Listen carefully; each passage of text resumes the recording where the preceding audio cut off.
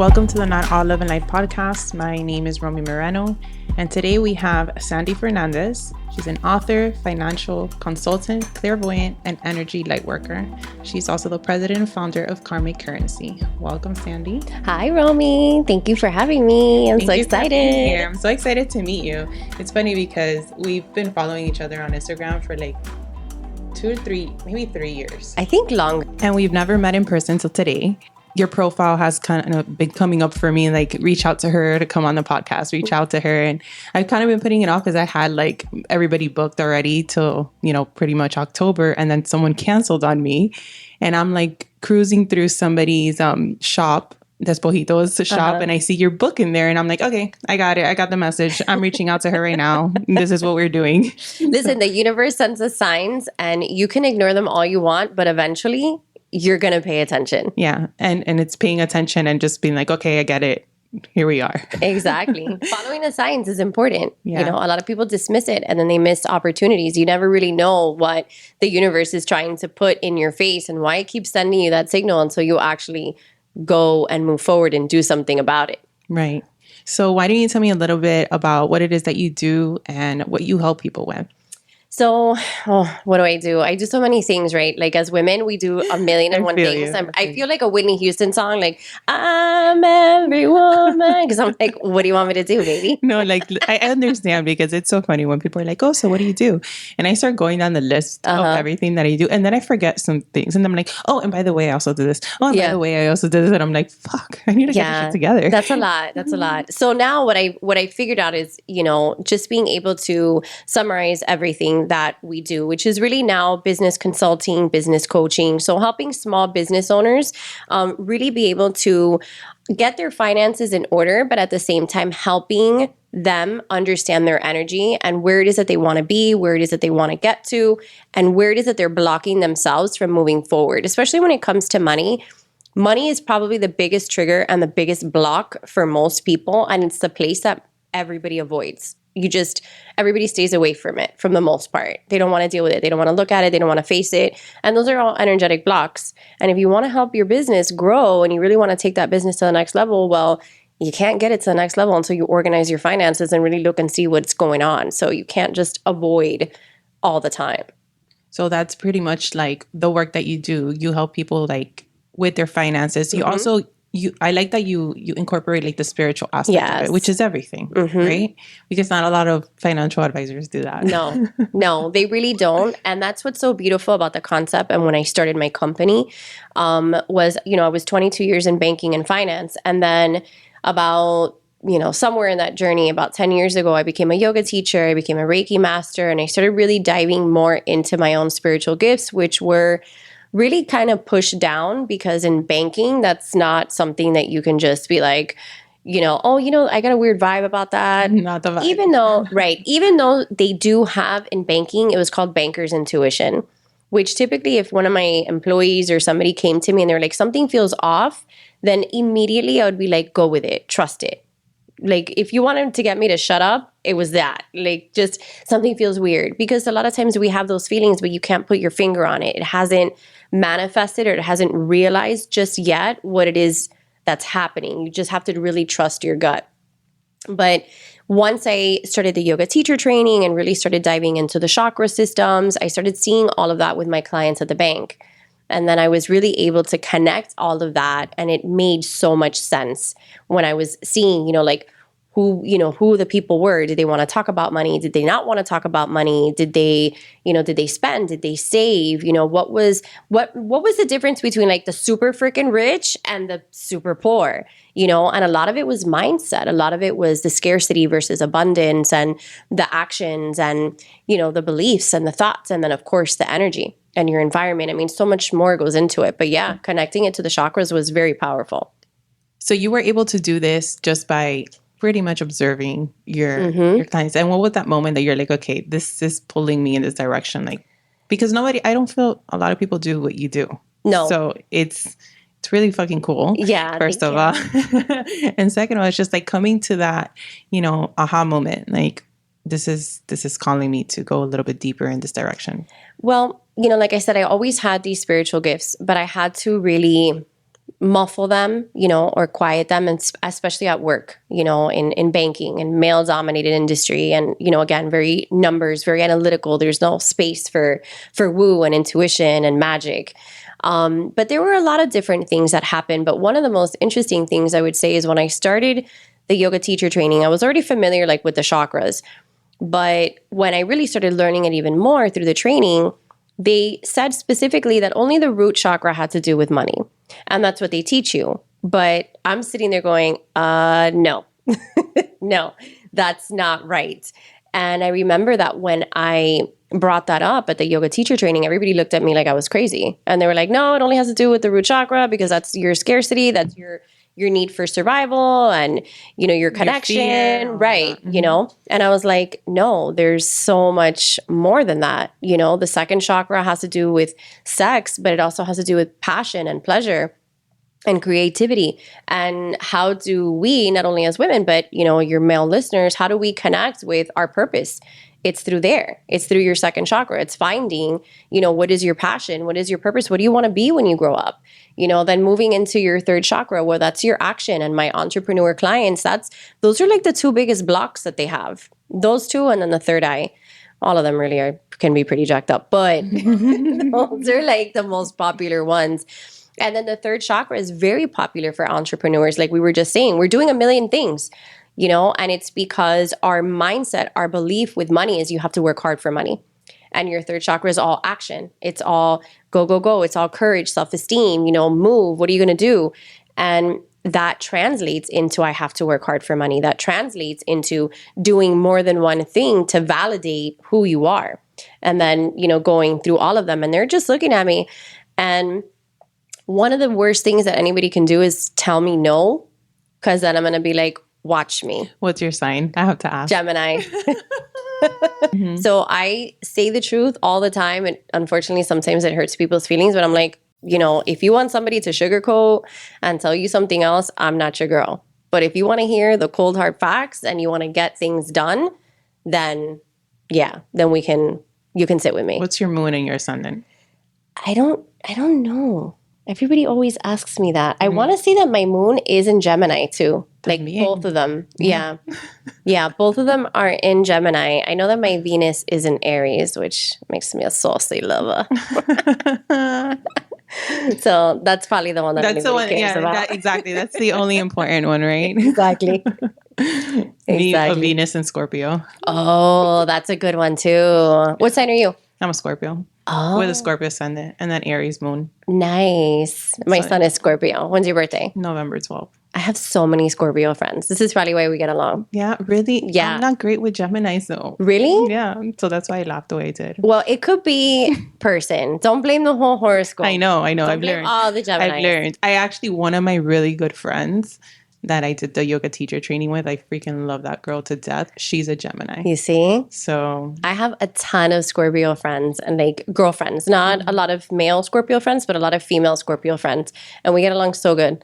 And I think it's just because, and maybe that's my personality too. I'm very headstrong and I respect that. Like I don't like wishy-washy people. I like people who are very strong and very independent. And I guess, for me, I'm like good with that. So I'm like, oh, okay, she's in a mood or whatever. I'm like, okay. I have no problem just tranquilita, chill, and that's it. But yeah, that's funny. Yeah.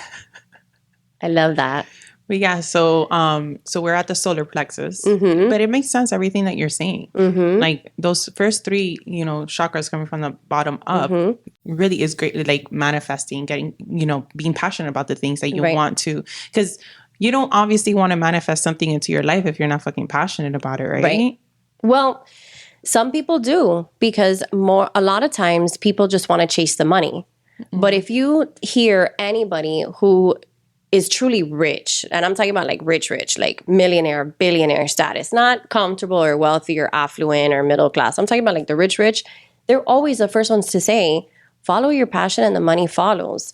But it's hard when you're not at that level to truly grasp that, because you're still in those lower vibrational chakras, which let's just clear the misconception that somebody who's stuck in their root chakra is bad or evil. And I hate that. There's like such a stigma about it. And then there's this misconception that, if you're connected to your third eye and your crown chakra, like I'm super enlightened, elevated, right? I'm very enlightened. Get And out of my face. exactly. This is a podcast, not all love and light, bitch. Exactly. Okay? Get out of here. Get out of my face. No, it's hilarious when people tell me like, oh, you're not all love and light. Like, like you portray to me. I'm like, when have I ever portrayed to me like all love and light? Like my podcast is literally called Not All Love and Light. Yeah. So like when someone tries to offend me, like, oh, you're not all love and light. And I'm like, that's right, bitch. Thank you. No, I'm not. I mean, really, like, what are you trying to say here? Like, what are you trying to tell me? Like, what? But again, those are all preconceived notions. And I think, and it's funny because when I talk about like chakra blockages, I try to be very careful when I say that, because I say, look, there's really no other word to explain it. But a block could also mean that it's excess energy. It's not that you don't have enough energy. So it's very interchangeable. It just means that there's an unbalance in that particular space and in that particular area of your life. There's nothing wrong with somebody who is seated in their root chakra. You could have childhood trauma. You could have just lost your job or just gone through a divorce.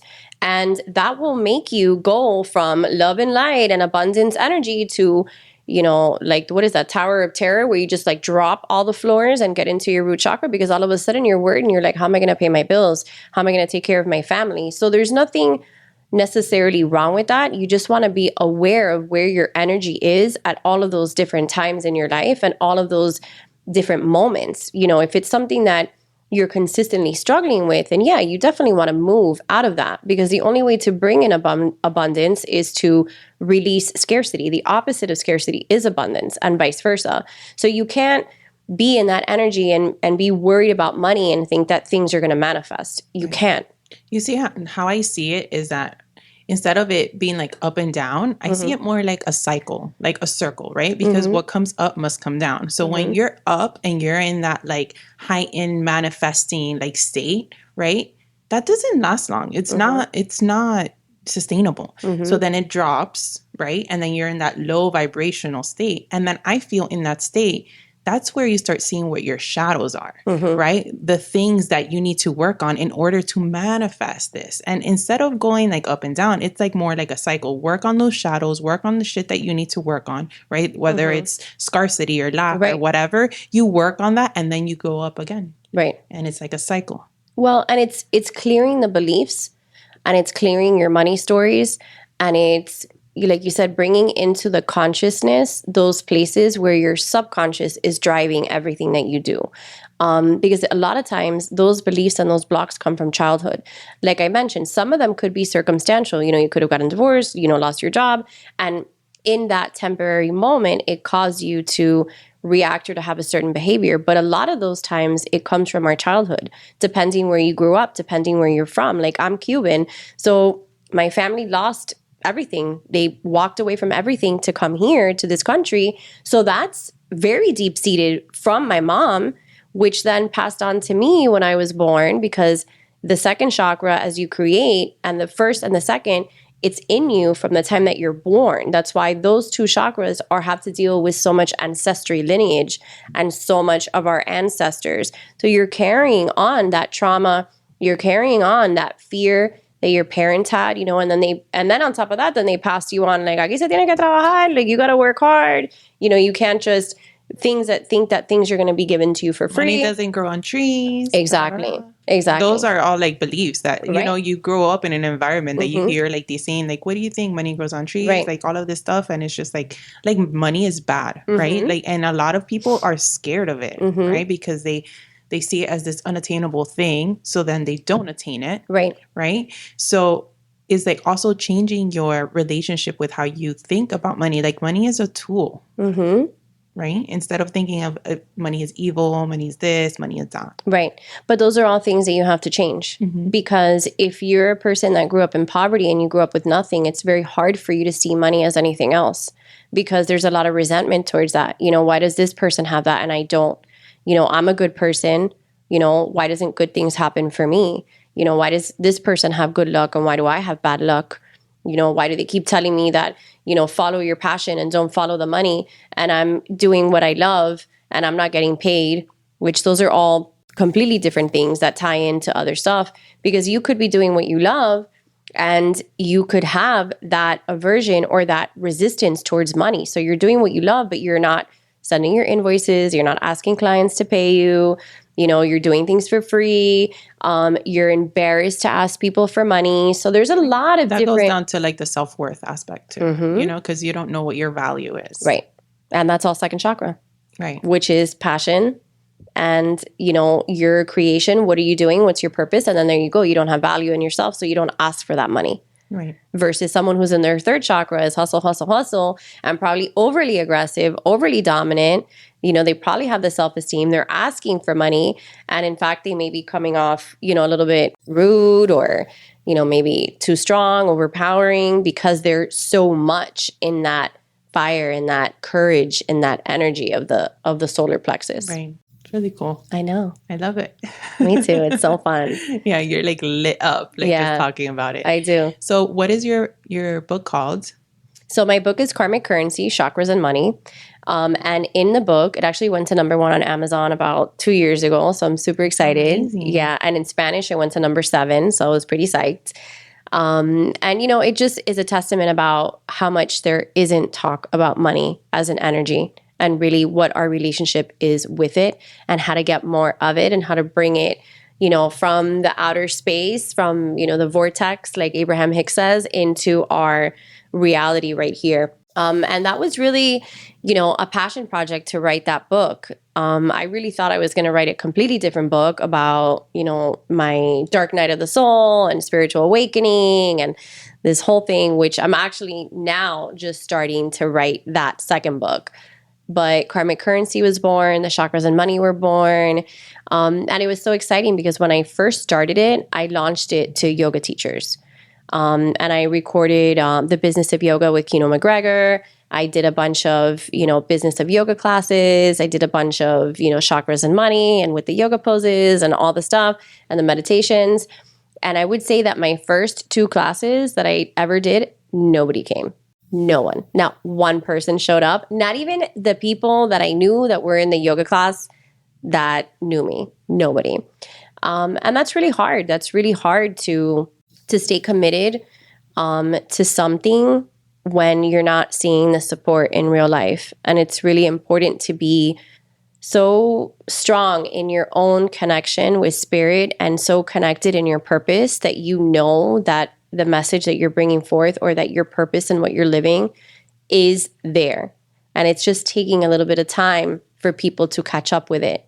And now it's been 5.5, almost 6 years since I started, you know, my business, Karmic Currency. And just now, I want to say over the last 1.5 years, maybe 2, I'm starting to see more and more people talk about money as an energy. And I'm sitting there like with my hands on my hips going, well, what the fuck? You know, I've been talking about this for 5 years. Why am I not famous? Yes. Why am I not on Fox, you know, or CNN or, you know, I mean, whatever. Like, why am I not the next Susie Orman, you know?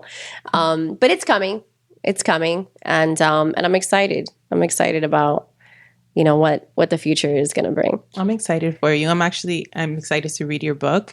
Like I'm telling you, like this happened so fast. Mm-hmm. We spoke like 2 weeks ago. It's just like, we're here. Yes. So I'm really excited to read your book and learn. Yeah, it's a short read. It's only like 107 pages. You know, thinking about it now, I probably would do, because you can do this with books. Like you can release like your first version and then you can do like a second version or like a second edition, whatever, it's something like that it's called. So I'm thinking maybe to expand on it because there is so much more that I've learned since the time that I actually wrote that book. And it's just really exciting. I mean, I've created courses around it so people can take, you know, the online course, they can study on their own and they can learn a little bit more. Like there's guided meditations through there. There's the foods that you can eat. There's, what else? Foods, the diets, the oils, you know, actions, behaviors, you know, things that you can look at, affirmations that you can say and that you can do to bring them in. You know, and once you identify which chakra for you is blocked, you can, you know, go from there. And how would somebody go about doing that? Well, you know, I know, but like, it's the secret sauce. Hello. But it's a little fun game that I play. We can do it. You want to do it? Sure. So you just have to answer the question. Oh God. It's okay. It's a super simple question, so, which I think I might know your answer because I think you said it already, but we'll do it anyway. So fill in the blank. Money is Abundant. That's the first word that came. okay. So for people who tend to say money is abundant, they typically operate in the higher chakras. So the sixth, the third eye, or the crown chakra. What happens with people who operate in that abundant state is that they tend to be disconnected from their money because their belief is typically easy come, easy go. So money comes in, money comes out. You don't really care. It's like, whatever, no big deal. And you tend to be a little bit sloppy with the finances. Like you'll forget a payment or like this happens. You're like, oh shit. And it's not because you didn't have the money most times. I forget. Right. Exactly. You ain't wrong. You just forget. I'm like, oh, that must be my ADHD because I do set I set reminders on my phone and the reminder goes off, but then I have to like shut off the reminder and then I do it before I actually get it done. And then I just get an email like your fucking payment is late. And I'm like, it's only late a day. Please just oh my gosh. charge me. That's so funny. So for people bad. Like you who operate or anybody listening, right, who feels that, oh, that was what I was going to say and resonates with that, the best thing for you to do is set up automatic bill pay. You know how many accounts I think are an automatic bill pay until they're not, like my Xfinity bill. I'm like, why do I keep getting emails that it needs to be paid? And then I finally put it on auto pay. Because you go in and save your bank account information doesn't mean that they're taking it out. Oh, I realize that now.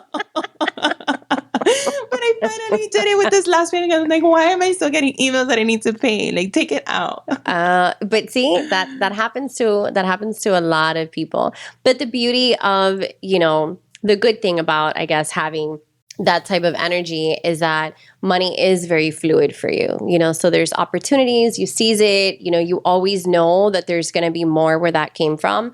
And that's beautiful versus someone who's a little bit, lower in the vibrations, who they may say, oh, money is abundant, but maybe what I just told you doesn't resonate. Number one, I'm reading your energy. I'm sitting across from you. So it's a different vibe. But rule of thumb, people, and this is the fun part, right? When I work with clients one-on-one, I'll ask them that question and they'll say, oh, abundant, or, energy, or they'll say something, infinite, whatever word comes to their mind. And I'm sitting there and I'm going, yeah, no. That's not your word. Why are you telling me what I want to hear? Don't lie to me. I have gifts. I see through you. What's that? Is that from Game of Thrones? I'm like, I drink and I know things, right?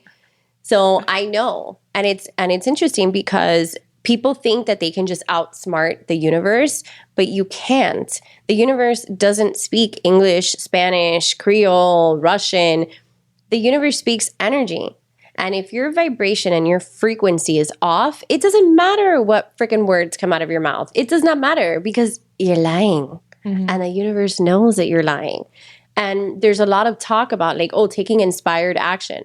Okay, yeah, take inspired action, but you better be in fucking alignment with that inspired action. Don't use that fake it till you make it energy and mask it under inspired action, because that's not what it works. And you're going to wind up manifesting the wrong thing, or attracting the wrong thing, attracting more of what you don't want because your energy is not aligned with those things. So it's very powerful. It's very, very powerful. And I have those conversations all the time, with the clients that I work with one-on-one. I'm like, no, listen, don't tell me what you think I want to hear. I'm here to help you. The more honest you are, the more transparent that you are, the more clear that you are, the faster you're going to get results, the more we're going to get things done. But if you start, BSing me, like, we're already starting this. Yeah, what are we doing here? Listen, I'll take your money. Yeah. I mean, you want to pay me, it's all good. But don't be calling me later for a refund because you didn't get the results. You weren't even honest with yourself in the beginning. But not all coaches or people, have those types of gifts that they can really read beyond what the person is telling them. So kind of a blessing and a curse. I know. I'm with you. I do the life coaching and it is a blessing or a curse because I have to call people out. And that's why they call me like, you're a no BS coach because I'm going to call you out on your shit. Yeah. Sometimes people don't like that, but I'm like, well, if you wanted a more love and light coach, you better have fucking gone somewhere else. Because I let them know from the get. Mm-hmm. Like with our strategy call, I'm like, if you're not okay with this, and that, then I'm not the one for you. Right. You know, because I don't want no fucking surprises later. It's true. No, and that's important. And a lot of entrepreneurs or a lot of, coaches, which is an area right now that's really exploding. Like everybody wants to be a coach. And, it's not frustrating, but there's a lot of false or fake. We're gonna get into that. Oh, let's do it. We're gonna get into that. Let's do it. Let's do it. Because I posted on my Instagram the other day and I went off because I was watching some chick on Instagram and I want to say that over the last 2 weeks, I've started unfollowing a bunch of people because they start triggering me. And I'm like, you know what? I don't need to be fucking triggered at 8:30 in the morning with watching your bullshit. And there was this one girl that I was watching. And there's, this coaching mentality of high ticket, low ticket, that the person who's low ticket is going to give you headaches versus the person that has a lot of money. And that's bullshit because I've worked with clients that have very little money that are paying what they can versus people that have millions and millions of dollars. Remember, I worked in a financial institution. I have a portfolio of clients, that are affluent. And I'm watching, and this chick is like, oh, the low ticket client is going to give you a headache, and they're going to be this, and they're going to be that. And I was so offended by watching what she said. And I was like, and people actually buy this? I go, this is toxic money energy. Mm-hmm. You're saying that someone who doesn't have money is not worthy your time, and the person who has money is worthy? Have you never dealt with a bratty rich bitch? Mm-hmm. Like, dude, I will give you your money back. Because these are the people, sometimes the people that have money, are worse. Are worse. And the person who, has the right energy that says, no, listen, this is something, it is a sacrifice, but it's an investment in money. Yeah, for sure. Exactly. And I lost it. I went off. I was like, I don't care who I piss off. Like, unfollow me, bitch. I don't care. And then I unfollowed her and I was like, thank God. Good riddance off my page. And now you feel so much better, I'm sure. I do. But I also felt that message needed to be said because with the coaching profession growing as quickly as it is and with the online platform of more and more people trying to sell their courses and trying to sell those things and, going into high ticket and low ticket, I think it's important for the end consumer. If you're the person that's looking for a coach, and you stumble across somebody and they're, talking not just about their clients, but they're also, talking about how to launch a course or, if you're a course creator, and they're teaching you how to create that course. And that's the mentality that they're saying. I'm not saying that you shouldn't want to make money because you should, but I'm just saying check in with that energy. Does that vibe with you? I mean, if that's your reality and that's your vibe and that's your belief, then maybe that is the right coach for you. But if something inside of you is it's a little offensive. Right. And I have so many different price points to work with clients. I have clients that can work with me for $200 and I have clients that work with me for $5,000. It depends. And I give my clients the options because who am I to judge? My price is not your budget. Right. Your budget is not my price, but I'll give you the options. And maybe they want to spring for, what? Okay, yeah, I can pay the $5,000, or maybe somebody says, no, look, I can do this and I'll just do the 200. Perfect. But I'm not turning away clients because of money belief or because of high ticket, low ticket. I don't know. There's our rant. Yeah. No, I think that's great because the thing is that if you're a money mindset coach too, and you're only taking high ticket clients, what the fuck are you doing? Right. You know what I mean? The ones that are probably not able to invest as much right now are the ones that probably need it the most. Right. Right. And then they could get there and maybe hire you for your other services, which I've had clients do too. They'll start off with a smaller package and then they're like, you know what, let's just because with the money mindset too, evolving, also doing a lot of the inner work. Yeah. Right. So I've had clients that initially come to me and they're like, I literally don't even know how I am going to afford this, but I feel like my soul needs it. Mm-hmm. And then opportunities start coming up for them. They start getting jobs that they didn't even think that they were capable. They start opening up their own businesses. And it's just they have so much money now that 2 months ago, you had no idea how the fuck you were going to hire me. 100%. And you went with your intuition and you invested in yourself. And now look at you. Because you trusted, and that's that energy, right? When you trust in the universe will continue to bring it into you. Correct. Because now you're moving from that place of abundance and a place of freedom versus a place of scarcity and fear. Because if you stay stuck in that fear energy, then you're always going to be like holding on to your money, holding on to whatever. Look, think about like the Costco, right? People who shop in bulk. Why? Like, why do you need, or these like extreme couponers? Like, why do you need 75 things of like Dawn soap? Fun fact that a lot of people may not know about me. Are you a hoarder? I was an extreme couponer for a while. Stop it. I still have the binder.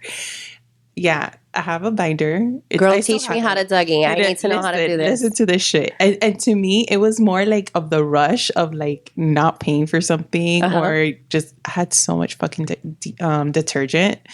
And so I had a binder. Do you still have? Because I actually need to go buy some laundry detergent. No, I'll go by your house and get it. It's been years since I stopped extreme couponing. But so I had a binder separated by categories, right? And when I would get like 4 newspapers, because, a lot of people don't know this, but you could use coupons on free items. So if something's buy one, get one free, you could still use a coupon on the free item. So then the original price drops double. So on the one that you're paying for. Exactly. So let's say because it's buy one get one free. So correct. If you use the coupon, then twice that buy item is so half off. Let's say I'm buying it's 50% detergent and one off free. So let's say the detergent. Fascinated. Yeah. So let's say the detergent is buy one get one free, right? And I have this coupon for all detergent, right? And I have 2 of them, right? Because I get 4 newspapers because it needs to be an even number for the free ones.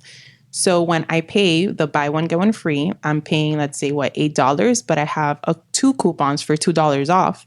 I give it to them and I get $4 off the price of one. Oh, yes. My mind is blown. So do you see how I ended up with so much deodorant, so much detergent, so much soap? Well, listen, I have sons. Deodorant necessarily wouldn't be a bad thing. Neither would detergent. I still have what I still have a lot of. I have a lot of razors. I have, and I stopped couponing like 4 years ago. I have deodorant. I have like body soap. This is still like from years ago. Oh my God. It's crazy. A lot of people don't know that about me, but it was, my ex-husband was like, do we really need all of this shit? And then whenever we needed it, I'm like, looking at him like, do you need it? Do you need to wash your clothes? Do you need to But how long was it that you actually, like, look, and again, those are fun things, but to my point, right? The extreme couponing is, and it's a scarcity because it's a hoarding. It takes a lot of time. It takes a lot of time to also like sit there. But to me, it was more like a game and I enjoyed it. It was fun for me. Like, like how much am I going to pay for like all of this shit? Right. Oh my God. And then I would also get like, there's a lot that I would get that I wouldn't use, but then I would donate. Right. Listen, right now with inflation the way it is, it probably would be a good idea to go back to doing some of that. Maybe you could like teach a whole thing on that. Because I was always fascinated. I watched like, I think was it on TLC, the extreme couponing. What do you think got me into this shit? And you know what pissed me off? That Florida, you can't double coupons like in all those other states. You can't? No. You can't. Oh. Well, we could road trip to like Georgia. Take like a day. And the diapers. We'll rent a van. Oh my God! When my kid was small, like the couponing for the diapers, I paid like $5 for the Oh my God! I remember when my boys were little. It's super expensive. The diapers, the formula, everything. Yeah, so fun. That's hysterical. Romy is an extreme couponer. No, you're recovered. You are recovered. Sometimes now all I do is that I'll just go on Publix app and check the coupon. Like, let's see if there's anything that I'll use. Right. Or CVS. But like, I don't get wait, hold on. CVS like is out of control with the receipts. I never use them. I don't even understand. Like, what is the purpose? Like, why don't they just have a freaking app where it just registers your phone number? It's like, oh, last time you were here, you could save $1 and just like automatically. But they ching, do. Ching, ching, ching. No. Their app has. You could send the coupons to your card. But when I type my phone number, Download the app. Oh my God. All right, fine. I'm going to do that right now. I'm going to do it right now. Okay, look, we're getting lessons in light, love, and couponing. But listen, the fucking CVS, I swear to God, like my husband used to be like, you're walking different coming out of there. Cause I was just so like, oh my God, like I just made money, right? Cause you could use the store coupons too, right? So the store coupons is the store. So if the store has $1 off detergent, plus you have the merchant $1 off detergent, right? And then you have buy one get one free. Girlfriend, dude, I don't know. I think you might be creating a monster right now. She just passed on the freaking coupon spirit. Wait till I show you my freaking binder. I still have it. Oh my God, that's hysterical. And of course, it was just like in sections, and it had my name and phone number. Like if I lost that shit, you better return it. Oh my God, serious shit. Bible. That's hysterical. I never met anybody who was an extreme couponer. I'm like fascinated. I feel like I should be interviewing you now. Well, those were good times. Good times for sure. But then, yeah, it started getting a little bit like I had a storage. Shed. I had a shed. Stop. And it was just like, the hurricane came and took it away. So it's just like, it was at a sign this from point, the universe. I'm like, I'm not doing this all over again. And I'm done. Oh my God, that's insane. Yeah. So I don't know what was the extreme coupon comment that I was going with or what chakra that was, but yeah. Low vibrational scarcity mentality. Yes, there we go. Except that rule doesn't apply to Romy. No. Everybody else but her. Okay, it was a lot of fun. It was a lot of fun. Wow. That's crazy. So if somebody wanted to get started with doing this work, like what would be some tips or some things that you would suggest for them to do? With which kind of work? With the money mindset and changing their mindset. Well, first is identifying what your mindset is. And you can have, not just the mindset, but identifying your money story. And you can have more than one money story. You can have a few. When I do group classes, I take you through a guided meditation to identify what your money story is. And then, I tell people, I'm like, you could have more than one. And that's perfectly fine. Like I've said before, if you had a midlife crisis or something happened as you got older, then you may have more than one. So start with understanding what those are. Start thinking about like, what are the common phrases that you use or you say about money? Like money doesn't grow on trees, like we said, or, easy come, easy go. So start, looking at what are those things that you say and how do you treat your money? What is your relationship with money? Really start looking at your money like if it was your best friend. And when you start looking at that, you're going to start to realize how is it that you treat your money? Do you avoid it? Do you ignore it? Do you like not pay attention to it? Or are you obsessive? Are you like a jealous girlfriend with your money? Are you like, where did that money go? And who took money out of my account? And I need to check my bank balance. And like, where is it all? Transaction and the audacity that everything is correct. Yeah. Oh God, please. I know. Like the audacity. What's with the pending payment? Just take your money and just go away. So do you have any other tips for, money or small businesses that you could share?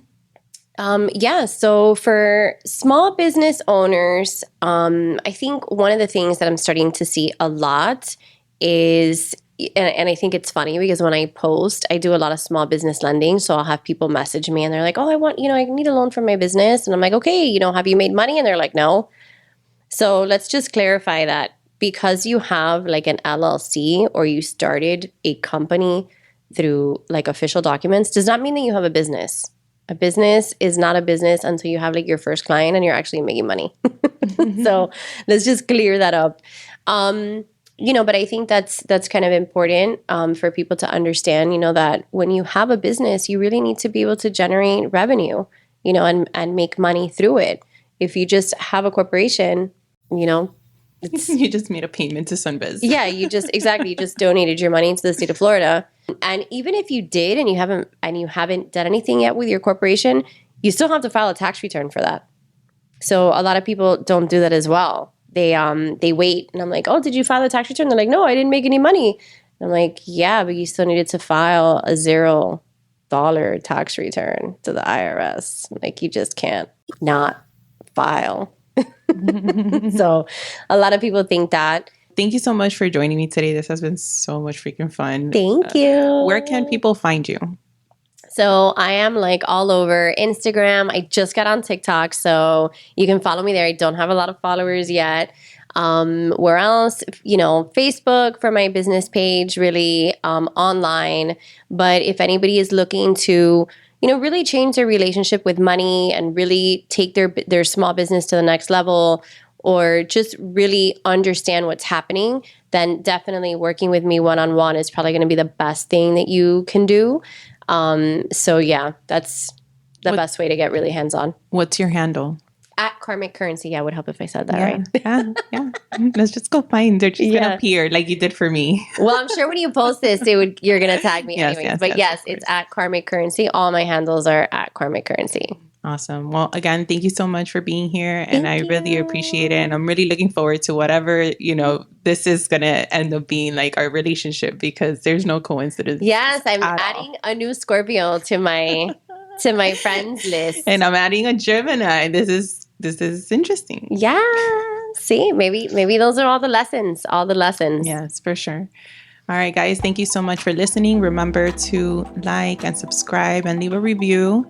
If this episode was life-changing or informational for you in any type of way and you feel somebody else might benefit for it, share it. All right, and remember, guys, it's not all love and light.